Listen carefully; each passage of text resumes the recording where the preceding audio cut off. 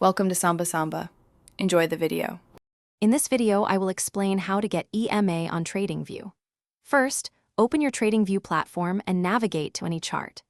The Exponential Moving Average, or EMA, is a crucial tool for traders, providing a smoother, more responsive view of price action compared to a simple moving average. It emphasizes recent data, making it excellent for identifying current trends and potential shifts. We'll cover how to quickly add and configure it. Once your chart is open, look for the Indicators button, usually found at the top of your screen. Click on it to open the Indicators search window. In the search bar, type Moving Average Exponential. You'll see it appear in the list. Simply click on it to add it directly to your chart. It's that easy to get the basic EMA displayed. After adding the EMA, you'll want to customize it.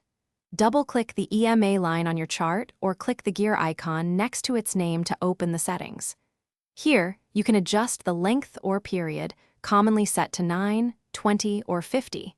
You can also change the line's color, thickness, and style to suit your visual preferences.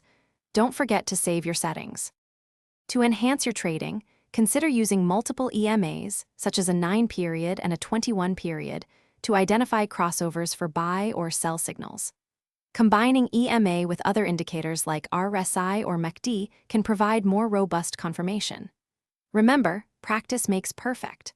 Also, for other great deals and to check out those darn tough socks with a lifetime warranty, make sure to check the description below this video. Thanks for watching. Consider subscribing if we helped you.